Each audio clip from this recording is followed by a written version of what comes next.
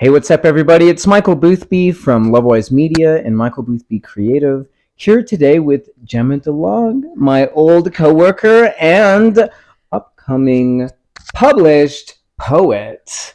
So, Jemma, thank you for coming on. How's your day going? How you doing? Doing pretty all right. Yeah, I mean, I'm here now, so I'm pretty excited, and I'm glad to be here. Awesome. Yeah. So, Gemma's poetry book is titled All Things Loving and Hurting. So, my first question to you, Gemma, is when did you first get into poetry and how did that lead to the idea of creating your own book? Man, I won't lie, I'm really nervous right That's okay. so I started in middle school, kind of part of our reading class, and I was introduced to Edgar Allan Poe. Yeah, and as any depressed person was at that time, I was just like, oh, I feel so inspired and seen in her. No, but I really liked his stuff, and so then they gave us a prompt to write poetry, and I realized it became my outlet to really cope through and with my depression at that time. It was a nice little outlet, and so I started just using that as an outlet. And then came college. Books were always part of my art practice. In college, I went to an art school and they made us make books. I took a bookmaking class and it was like in all disciplines, graphic design, photography. And so I ended up studying photography. At first, it was graphic design and I fell in love with layout design. And so, I took my photography and then paired poetry with it. And then it just kind of grew from there. I printed 2 books called To You From Me. Those were my first 2 books. And it was like a 2-volume photo poetry series. And then for my thesis, I had Spoiled Milk and Honey. And yeah, so... And then what was crazy about Spoiled Milk and Honey was for the show, I had this huge wall. I had this huge wall and it was a huge installation. I had books hanging from the ceiling. Whoa. Yeah. And, Spoiled Milk and Honey is literally 2 books called Spoiled Milk and Honey. And then what led up to All Things Loving and Hurting was, first, while I took a break, I wanted to really work on myself and really actually work on the things that I was writing about. And, I just also didn't feel ready. The next book I wanted to make, because my work is so emotional and heavy, wanted to create something more like Spoiled Milk and Honey that was more about a well-rounded experience around relationships. So less heavy, but a little bit more lighthearted, but still sticking to my work. Yeah. I can relate to that because as a singer-songwriter, I think a lot of my songs are exactly very heavy because these are the songs, probably much like your poetry, that help me process these difficult things that I was experiencing. So yeah, I totally relate to that. So just on that topic, what themes do you explore in your poetry? And how do they reflect your personal journey or the message you wish to share? I'm really glad you're asking that question. And I'll be talking more about it this Thursday at my book launch event. I would say that there are 3 themes. The book starts around about 7 years ago and definitely really walks through my personal growth and journey when it came to relationships. The first theme is about the concept of home. And how, they say that home is where the heart is, but I didn't have a stable home growing up. So I always felt lost. And relationships kind of became that place of home, which I realized was not a healthy thing. And so leads me to, this is my second theme, at least what I believe is my second theme. And it's about how love is a choice. Love is always a choice. Where this story starts is when I was stuck in an abusive relationship where it felt like I couldn't even leave. But also because I made a home in that person, my world around that person, it felt like that was the only home that I can have, and in abusive relationships, you start to believe all these lies about yourself. Like, you're not worthy of love. I'm unlovable, but, this person is choosing to love me. So maybe this is the only person that can love me. But then I summer of 2017, then someone showed me that the world is much bigger than that. You know, we realized that this is not the only person that can love me. And so expanded a little bit. I finally got the choice to leave. Wasn't easy. And then we fast forward to the fall of 2017, and it felt like my world had expanded even more. I met this person who was so kind, loving, witty, just an awesome person. And it was my first healthy relationship. That leads me to my third theme, which is over time, you start to build all these fears. Worrying about when the ball is going to drop. Wondering when things will go wrong. And that it would be my fault because I was very insecure. And again, back to wow, this person is loving me. Why? Like, I don't even really deserve it. But he kept choosing me, and so I chose to love him back. And again, love is a choice. And so we always chose it every day, no matter what our differences were, no matter, you know, we always found a way to make it work. Always found a way to make it work. But you know, those fears came out in pretty unhealthy and nasty ways. And, you know, and I was unlearning all of them, but those behaviors are, you know, you're unlearning them because you're acting out on them. Right. And so that always caused a rift in the relationship. And this kind of falls into the theme of authenticity, where I felt like I had to keep hiding those fears and the worst parts of myself and suppressing that, which leads to a lot of themes in the book. And then, we fast forward to fall of 2021. They say that love is a choice, and well, I decided to choose it every day. Oh, well, I chose to choose it differently. Sorry, my phone is vibrating. Should I just turn it off? Yeah, you can turn it off. Yeah, no worries. Oh, okay, that's my phone. Sorry. And so I chose it differently because I realized that those fears weren't ever gone, no matter how much we loved each other. And then I realized, back to my first theme, I still made a home in that person and not within myself. And without that person, I wouldn't stand on my own. And so I wanted to work on that. I wanted to be able to stand on my own because I just couldn't bear to see that the person I loved the most, how it was contributing to the rift. And that was a choice I wanted to make. So that's when All Things Loving and Hurting officially started. It's a reflection and observation about the events starting from 2017 into that moment, and then processing through that and how those events led to that moment. And so it was a lot of self-reflection. It sounds like it's a journey from codependence to independence and perhaps future interdependence. Yeah, you put it very beautifully. I have a very long story around it. I went through a very similar thing in a relationship, so I'm sure a lot of people can relate to to that journey. So so what inspired you to fund your book through crowdfunding, and then also how did you choose the platform that you used? So it really was nothing about this book. Well, I had a plan in the beginning, but over time, I had to figure out as I go, because originally All Things Loving and Hurting was going to be the third volume of To You For Me. Oh, wow. Yeah, I was going to redesign those first two books and release all three of them again because I really wanted it to be a series. And it was going to be paired with photography, as I usually do. But then over time, the book became its own. I had so much poems that I wanted to put together. It was already kind of got long. So, but I really wanted it actually to just be a full story using poetry.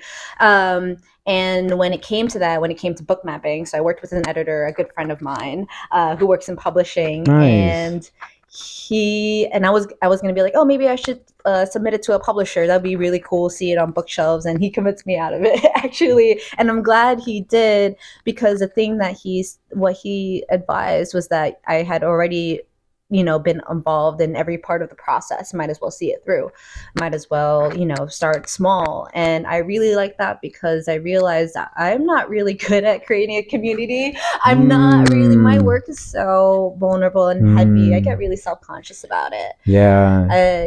Opening myself up in this way, sharing my deepest thoughts, and I wanted to be able to speak directly to people, speak directly to my audience, and see where it goes. See, like, who actually is engaged with my work, instead of sending it out to the void.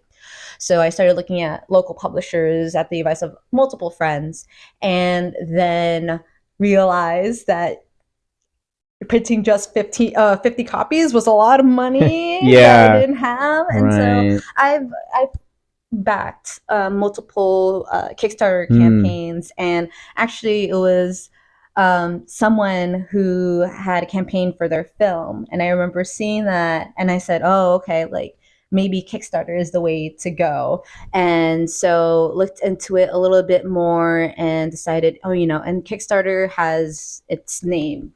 People know what a Kickstarter is. People know what a Kickstarter is. And so I decided to go down that route. Yeah. Hey, and I've supported a few of my friends on, I think there's like Indiegogo is another one. My friend Nisam, his band just recorded an album in England. So I'm always happy to support my friends. So going back to your crowdfunding campaign, what were some of the challenges you faced during that? And how did you overcome them? Oh, every step of this process was so new. So launching a Kickstarter, publishing is not the biggest category on Kickstarter. So I was really exploring how I can optimize it. It's also scary with Kickstarter being an all or nothing crowdfunding campaign. You don't know whether or not you'll reach your goal. And, how do you entice people to back your project? Creating those different rewards. I did a lot of research using Reddit and all Google sources. I feel like I lost my train of thought. No worries. But the heart is just the uncertainty, the uncertainty throughout it all. And then also figuring out, because I did a bunch of rewards, now doing all the budgeting and just kind of figuring out what's a reasonable goal, what's a reasonable price. Printing locally was like more expensive because it's a local printer. You're not using a wholesale one. And so really trying to figure out, I pulled a bunch of quotes, all these things. And even throughout it all, it was just like, am I doing this right? Am I doing this right? And all I just had to keep saying, because I'm really someone who likes to have control over everything, I had to let that go. I had to let that go and say, well, hey, look, you're doing it, right? You're trying to do this. And so that helped me let go of the anxieties and uncertainties at some point. And then seeing the way that it grew was pretty encouraging. Yeah. Yeah, I find that with these creative entrepreneurial projects, exactly. You have a plan, it never goes according, right? And so we always have to improvise and just keep going, right? And if your project is something that is from your soul, really passionate, that you'll find a way. Yeah. And I just needed to tell that story. I just needed to tell that story because it was a time in my life that I treasured so much, and it was a chance for me to just say just release all these ruminating thoughts. And I think this is something that everybody can relate to. What is a home? How to be in a healthy relationship when you've never really had that before, and trying to cope through that. And I think, I hope that it speaks to other people as well. Yeah. And so what I love about this story is that, right, you didn't have a plan, you kept going, and you actually ended up doubling your funding goal, right? Which is incredible. You know, what do you think contributed the most to the success of that? Okay, I kind of cheated. I won't lie. Did you? Yeah, okay, I did. okay. I did. The original goal, and I'm kind of happy I did it because the original goal wasn't really necessary in some way. Because with the Kickstarter, you really want to make sure that you're covering all of the things. Right. Getting the rewards as well. You know, shipping and handling, all these hidden fees, but I really was just so unsure. I didn't know if I was going to make it. So I halved the goal was half of what it needed to print the book, at least. Right. I was lucky I had enough money set aside that I was just like, I'm willing to put some money up front to fund the rest of it. You know, I just really wanted to make it happen. And then that felt more like an achievable goal because again, it's an all or nothing campaign. And that money was not I was not having able to cover it. So like the original goal was just $800. Okay. Yeah. Well, no, the original goal was much higher and then I lowered it to 800. Yeah.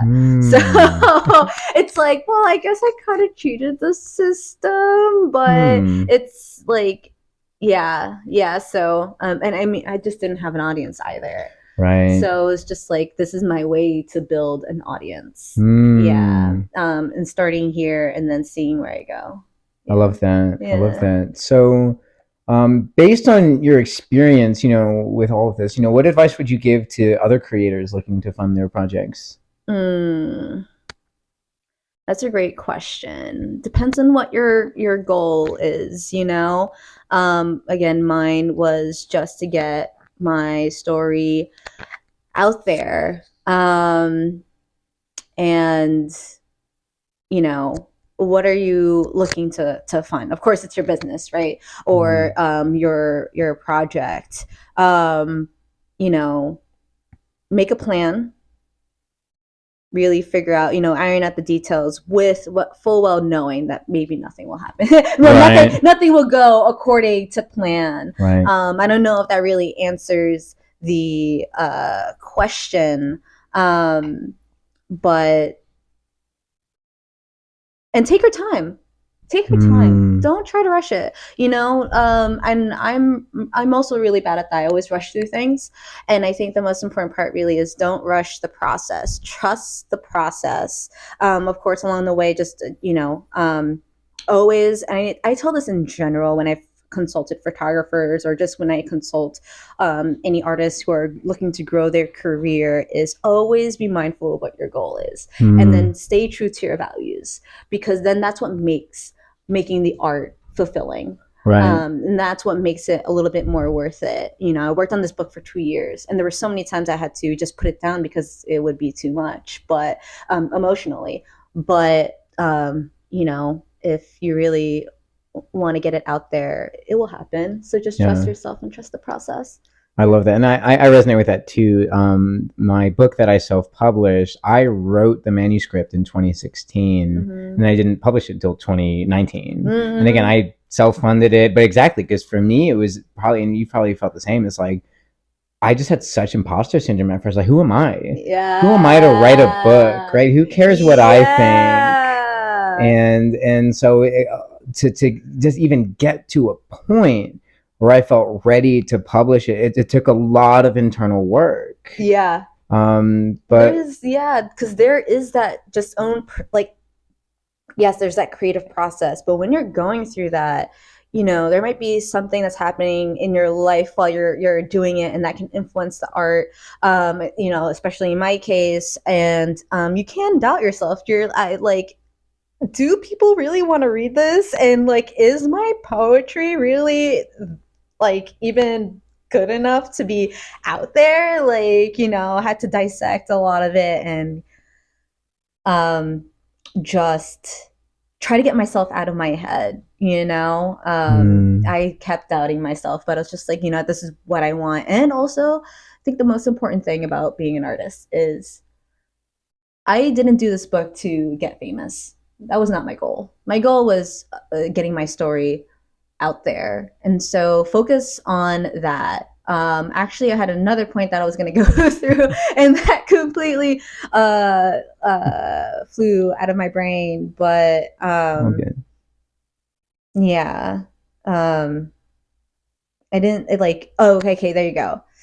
If your work resonates with people, then it's worth it, even if it's a small amount. Like if someone can relate to it and someone can feel seen and heard, that's all I care about. You know, like that itself is success for me. Yeah, I needed to hear that. Yeah. You know, as like coming out with this EP soon, it's like exactly I'm having all those same fears. Oh, what are people gonna think? And exactly like I know if I release this and one person messages me and goes, "Hey, dude, I listened to your EP and wow, like I have to tell you a story." Yeah. That's exactly. Yeah. I love art and exactly poetry, writing music. Yeah. That exactly people can relate to and they want to share their story with you, the creator of, you know, it's just it opens and I know that because you did that chat. What is authenticity accelerator? Authenticity accelerator and the community that you're building. It allows people to open up and share their experiences, and I think that's really part about building the community. You can create emotional connections with someone, whether you're absolutely super like close or maybe not, or maybe just a little bit like close. You know, just I think being able to feel seen and heard and related to is so important, and the people who like your work are the people who like your work, and that's who you want to engage with. Yeah, I love that. Yeah. So now that your book is successfully funded, you know, what's next? Like I know you have a book launch party on Thursday, but any plans for another book, or you know, what's next? Oh, that's a great question. I have had to think about that a lot because, again, All Things Loving and Hurting changed course so many times that, and to the thanks to the advice of my friend, I'm just going to try and take it slow. You know, again, not trust the process, not try to make it big. I just want to first get it out there and then maybe see it on local bookstore shelves and just see where it goes. You know, I think that was the most exciting and scary part of the process, is that sometimes you just have to see where it goes. Just keep seeing it through and you might be surprised. And so, and I was able to print more copies than originally I wanted to print. It was 50. Now I have 75. I was very lucky. So I have enough to say, hey, like, would you be able to shelf my book? And as far as another book, though, I don't know. Even when I was like, when I graduated college and I wanted to work on myself, I was like, am I even gonna like make anything new? You know, I hadn't touched my camera in a long time. Like, there were times and I was just like, I don't even like, where am I? Am I going to continue doing this and everything? Maybe I'm not even going to write another book. Like maybe even a couple months before, it's like, am I even going to make another book? So I'm just going to see where life takes me. You know, maybe life will punch me in the gut with more heartbreaking experiences. You know, maybe you need to go through that in order to write the next book. Yeah, right. Because it's always about my personal experiences, and so we'll see. And also, you know, put myself out there a little bit more with doing poetry readings and things like that. I was always scared to do that. I'm scared to put myself out there. So it's just like, maybe like, let me try and take the lead. Yeah. Hey, early last year, I went to like a poetry open mic. I forget, there's a theater near here, but if you ever want a buddy, I'll go with you. I have some poems. I'll perform them with you. Yeah. I'd be down. There's something that's happening at Biz Arts too.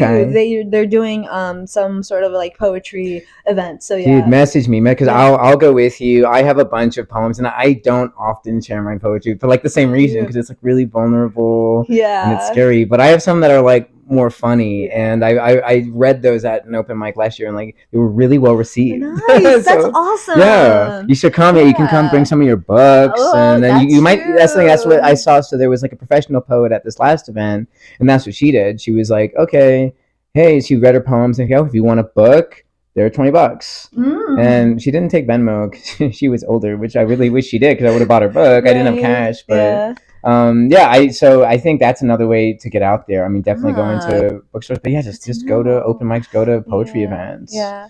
And I'll go with you. Nice. Yeah, let's go. And you know what's scary about putting very vulnerable work out there? Yeah. For me, and this is part of the book.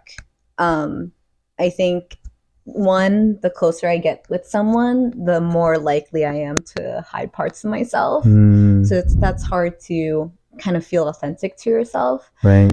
And feeling scared, back to those fears, feeling scared that when you put yourself out there, you're going to be rejected. Even my closest friends, I would wonder, like, all my work is always heavy. Are they gonna get tired of me for releasing this art? Like, are they, am I too much in releasing that kind of work? I'm like, I've had the thought, what if everyone I love is gonna leave me? And that's part of the reason why, like, to like be vulnerable like that, and share those emotions, Right. Yeah. That's funny. Next week, the community chat is about vulnerability. Oh yeah. Embracing our vulnerability. Yeah, that's awesome. I think that's part of being authentic. Yeah. You got to. And I think you're already kind of touching on this, but what message do you have for those who supported you, and future readers of your book and your poetry? The thought is going to make me cry. Part of my Kickstarter campaign to entice people, even though it's just like, who would care about a fucking handwritten letter? Like, is that really going to entice people? I know that feeling. One of the things that I had to promote it, I was like, support my book, help me get to this amount of dollars, and I'll write you a handwritten letter. And I was writing them last night. Wow. There are people I've known since high school and my childhood that we're not as close anymore. We don't talk very often, but the fact that they still were like, yeah, I'm going to support your book. I am so forever grateful that they're still willing to send that kind of love over for me. And have supported me. I have friends from college who've seen my work since then. Again, that's also why I was just like so scared. I'm like, are you guys ever going to be tired of my work? But they are still supporting it. And I feel so forever grateful for them. I wrote these like long ass letters to some that I hold very dearly to my heart. To future readers, I hope you enjoy. Of course I do. I hope that, I guess part of it too is like, I want to be understood too.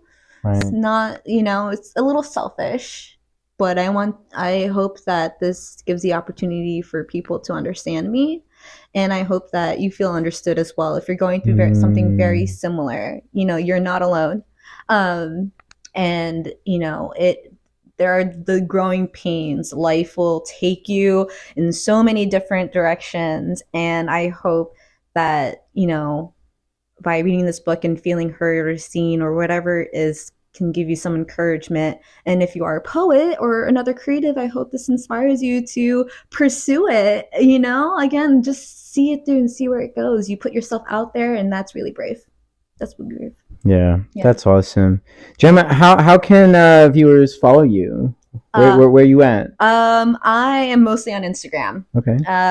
My Instagram is Jemma.Dilag, and that's JEMMA.DILAG. Yeah, Instagram is the only social media platform I will allow myself to stay on. Good for you. Yeah. I have an addictive personality. I'm not going to do that to myself. Sure. Yeah. And when's the book coming out? So officially April 4th when I do that book launch. Okay. Yeah. And that's next Thursday. Here in Richmond, right? Yeah. Where's that happening?